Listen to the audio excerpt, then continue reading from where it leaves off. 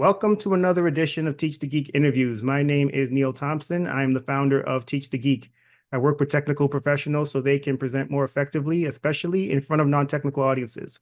And you can learn more about that at teachthegeek.com. Again, that's teachthegeek.com. Today, my guest is Marcey Rader. She is a professional speaker, author, and founder of RaderCo, helping people work smarter, manage energy, and create sustainable habits for success.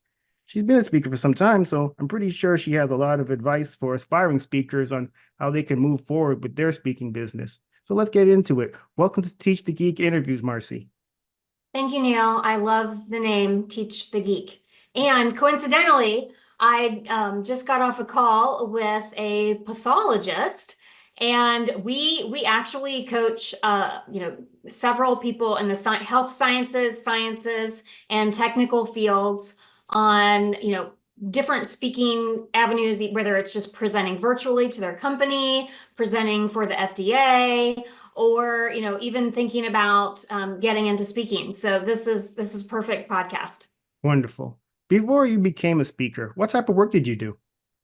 I worked in pharma and biotech clinical research, and I did that for 14 years and was a clinical research monitor and then a clinical operations lead manager. Then I moved into training, and I did both systems and management training, and then was a training manager, and then started my own company. Okay. How did you come to your speaking topic? I have always been really interested in working smarter and not working as hard. I'm very much a get it done type of girl. And one of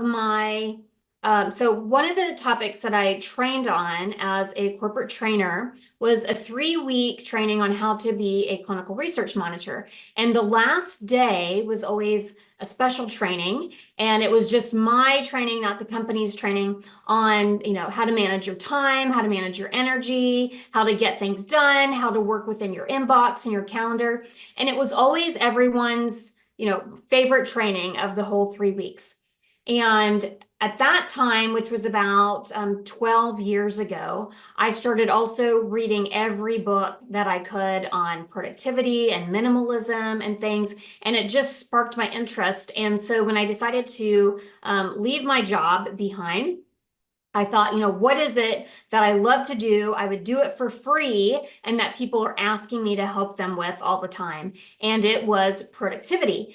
And because my degrees are actually in exercise science and wellness, both my bachelor's and my master's, I wanted to make sure I also had the health focus in there as well, because it doesn't matter how many tasks we complete if we're losing sleep to do it. And it doesn't matter how many emails we answer if we're doing it at dinner with our family. So it's health-powered productivity. Nice. Yeah. When you were talking, that word minimalist really stood out to me. It turns out that I'm a minimalist myself, but probably not for the right reasons. I'm lazy. The less things you have, the less things you have to clean. Oh, I agree with that, Neil. This is our fourth house, and we've lived here 9 years, and it's our smallest house. We've gotten smaller every time. Usually people start with a small house and go up. We've actually started with a big house and came down every time. And I like that it's small, 1,100 square feet, because it's less for me to clean. So when it comes to the services you offer with RaderCo, what are they?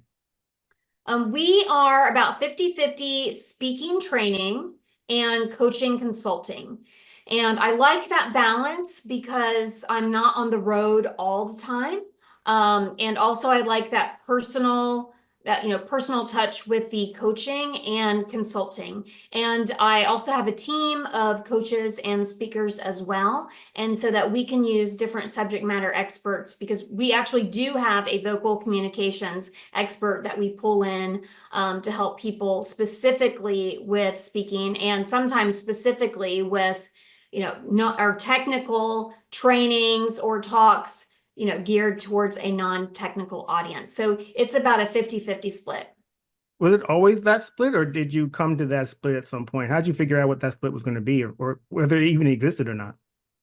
Um, I didn't plan for it to be that way. I always knew I wanted to speak and I wanted to coach. It just happened to kind of work out that way. And it's been great for me because it provides more of a balance. With the coaching, I can also have other people doing that as well. So I'm not doing all of the work. And, I like the variety too. Okay. And you never want just one revenue source for Yeah, me yeah, as a that speaker. Yeah, you yeah, always want something else to fall back on. Not indeed. not fall back on, but something else to balance it out. Yeah, I get what you're saying. In the event that one's not doing so good, at least you got the other one that maybe that can do a little better. So yeah, I fully agree with that. So for Mhm. the people who are watching or listening to our conversation, Marcy, they've decided they want to be a speaker. They've decided that they know what their topic is going to be. What do they need to have in place to put themselves out there as a speaker? One of the first things I would recommend doing if you are interested in being a speaker is to join the National Speaker Association. And there's national chapters. There's also local, typically state chapters that are much smaller. But I would attend a National Speaker Association conference. I just got back from one that was 4 days, and or attend a few events at your local chapter, because both of those will give you different trainings and ideas on the business of speaking, but also how to be a better speaker, to work on your keynote or your programs.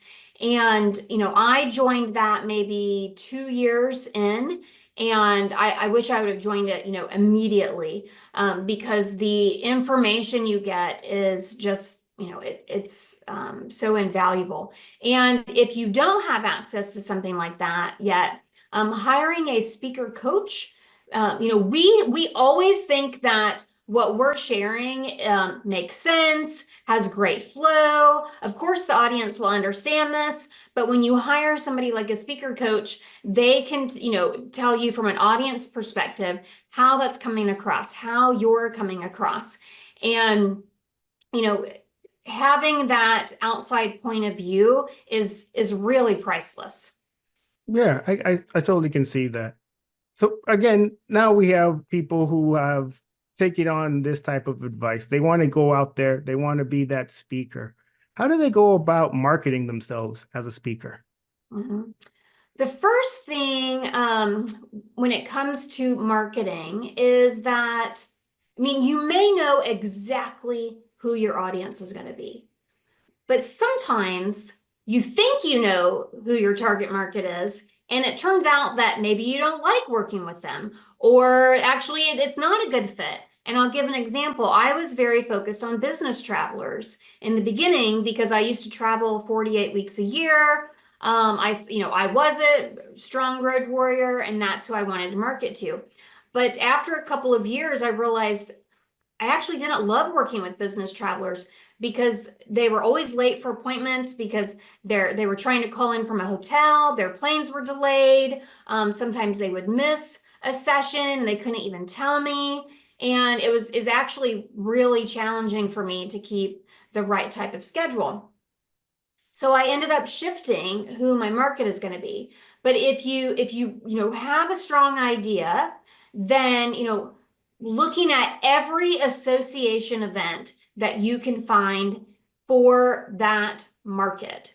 So because I came from pharma and biotech, that tends to be a very strong vertical for me. So I will look at different association conferences, local events, and starting with the local events is great, but also just reaching out to the market that you have now. One of the things that I did was I reached out to people that I knew at every company that I'd ever worked at.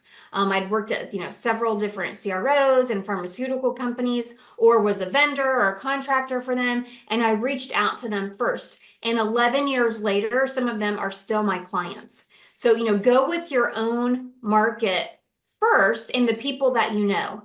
You'll be surprised how many people will want to help you in this new career path.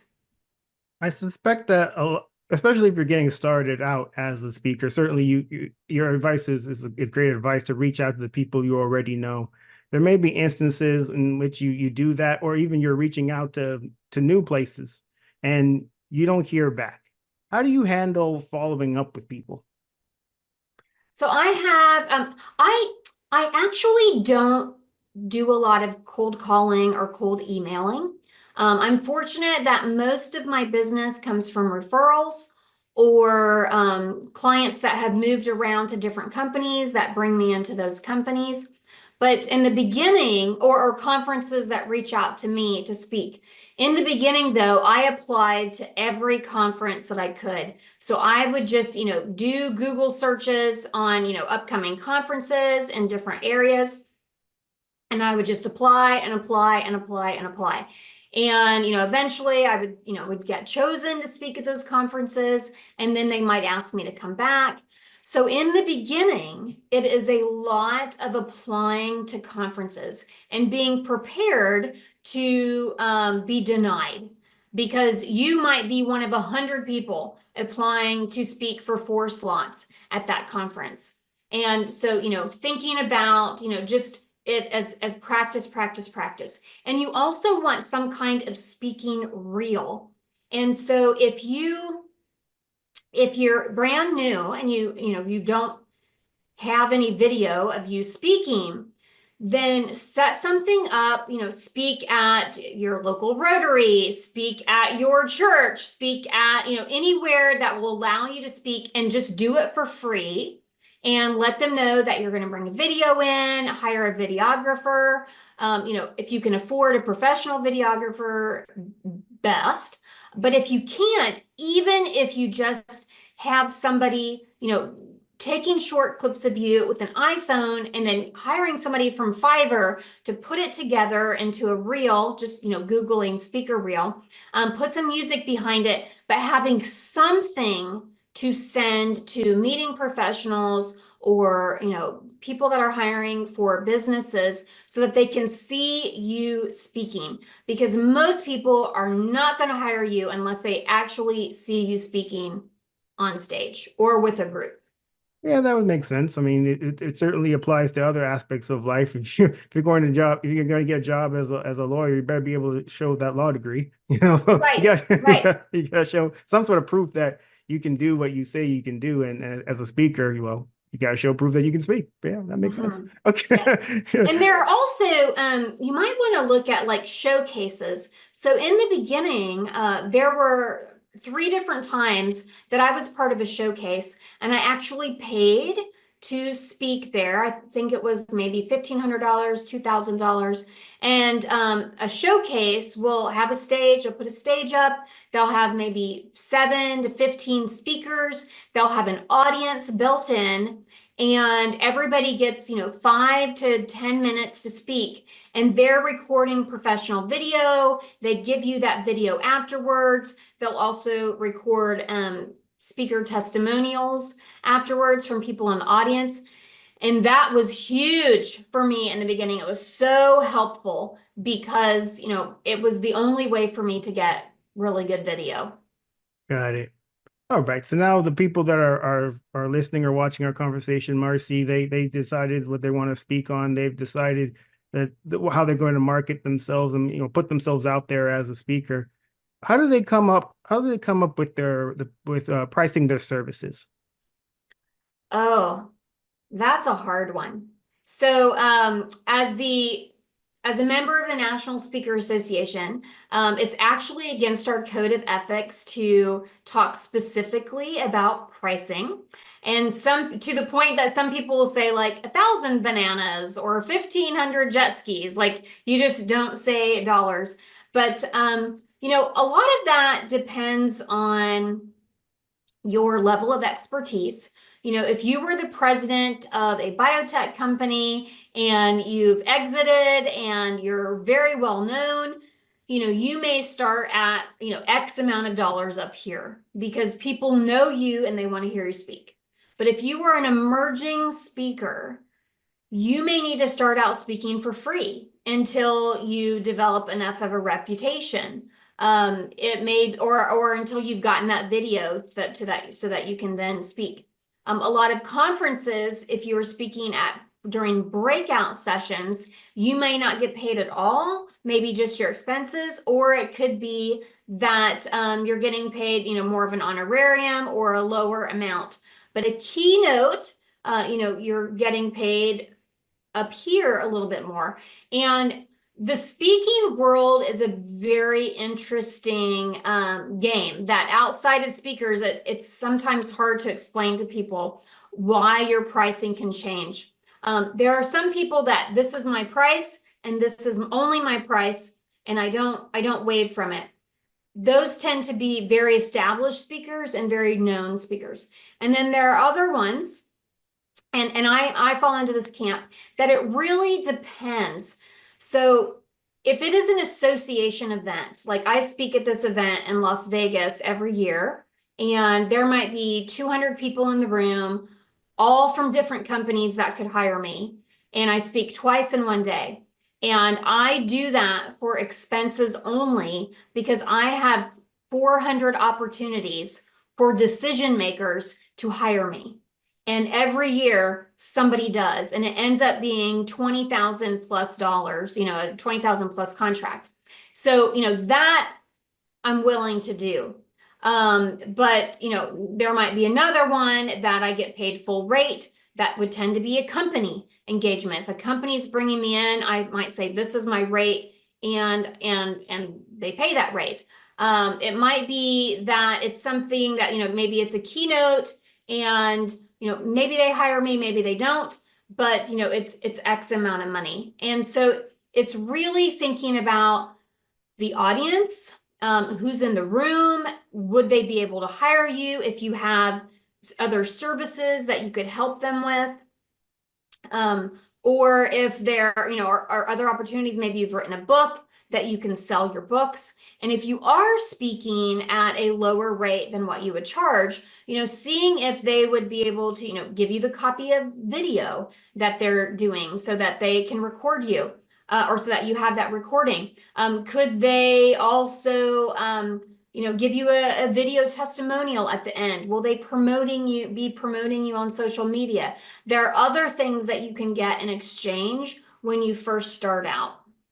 Yeah, for sure. When you were talking, Marcy, it reminded me of the fact that your business is 50-50 speaking and consulting, coaching, and the reason why you decided to go down that path is a smart one, because in the event that you're just a keynoter and you make all of your money from your words, just from giving speeches, well, then you're really keen on getting that speaker fee. But if you're somebody who sells other things like coaching and consulting, perhaps you are willing to waive that fee if you're able to get in front of people who can hire you for coaching and consulting. And right. That makes perfect sense.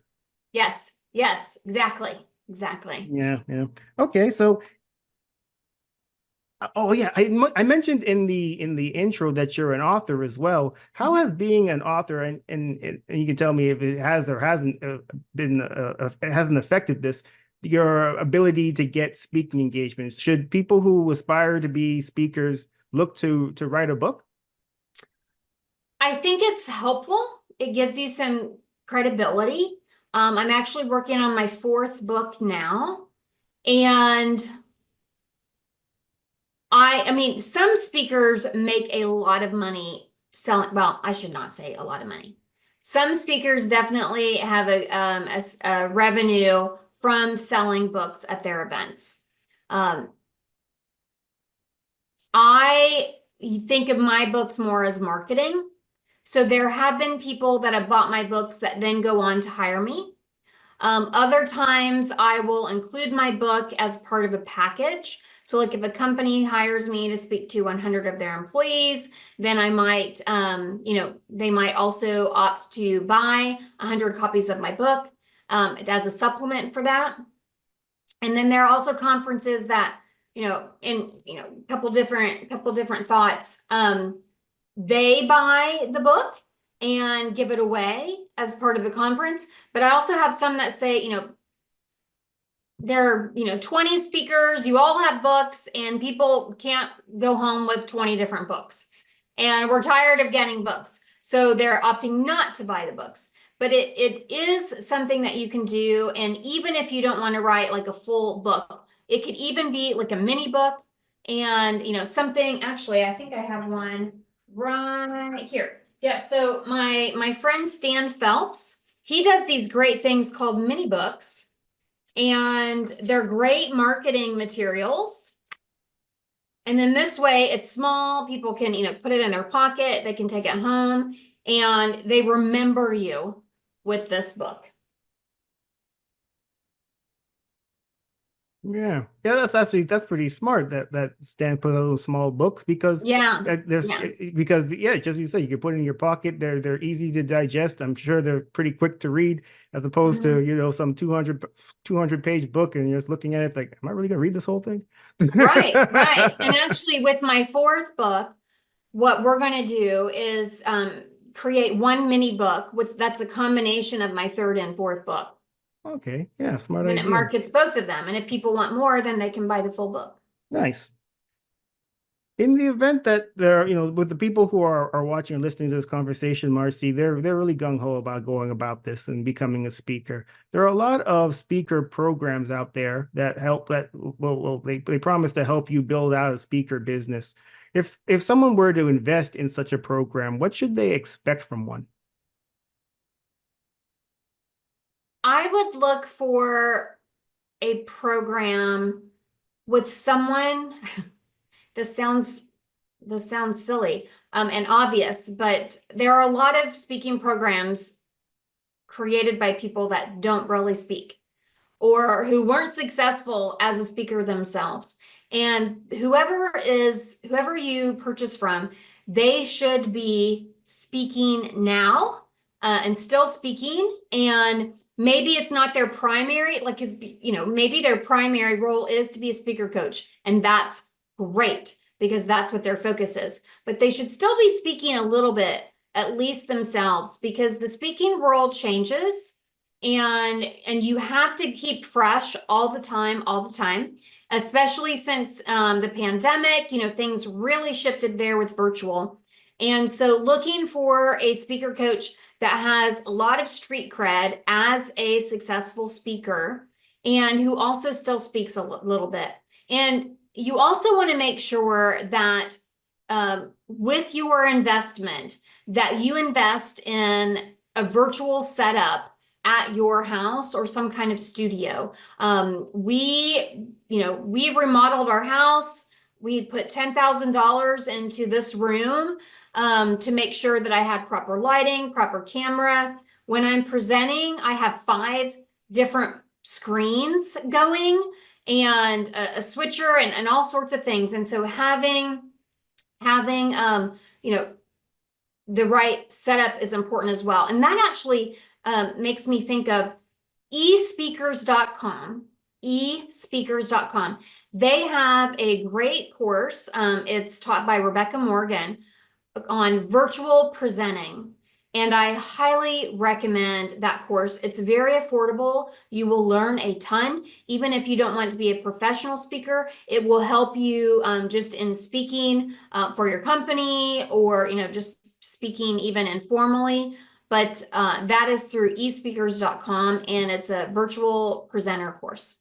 All right. Now we have people that they think they got it all together, Marcey. They know what they want to speak on. They're real gung ho about it. They're going to market themselves. They're starting to get speaking engagements. They got all their stuff together. They want to go into speaking full time. What do they need to have in place before they quit their jobs and become full-time speakers? You want to have a website landing page. You want to have at least some collateral to send, or a press kit to send a meeting professional with your bio, intro, headshots, maybe some pictures of you speaking on stage, and having some kind of video reel. Because a meeting professional is just not going to hire someone without seeing them speak on stage. And so it doesn't have to be the fanciest. You don't have to invest, $10,000, $20,000, but you have to have something at least for now. And then having, at least the bare minimum of equipment, a great camera, great microphone and lighting. And, that way you can present virtually because so many, presentations are presented virtually right now. And also be prepared to feast or famine. The speaking world definitely goes up and down. And, it takes a while to get established to where you have a steady stream of income. And there are some months that are slow, some months that you'll have, multiple engagements. I think my heaviest year, I spoke 76 times. And then after that, it was 67 times. But there are people that speak, over 100 times a year, and all they do is keynote. And does that mean that you want to be on the road that often? So really thinking through, how you want your lifestyle to be, and making sure that you have money put back for those leaner months when you're beginning. Yeah, that's good advice for sure. This has been a great conversation, Marcey. Thank you so much for being a guest. How can people get in touch with you? They can visit me at marceyrader.com, MarceyRader.com. And if they want to see an example of a speaker reel, marceyrader.com/reel, REEL. And then our company website is hello-raderco.com, HELLORADERCO.com. Excellent. Well, everyone, that marks the end of another edition of Teach the Geek interviews. My name is Neil Thompson. I am the founder of Teach the Geek. I work with technical professionals so they can present more effectively, especially in front of non-technical audiences. And you can learn more about that at teachthegeek.com. Again, that's teachthegeek.com. Until next time, take care and stay safe. Thanks, Marcey. Thank you.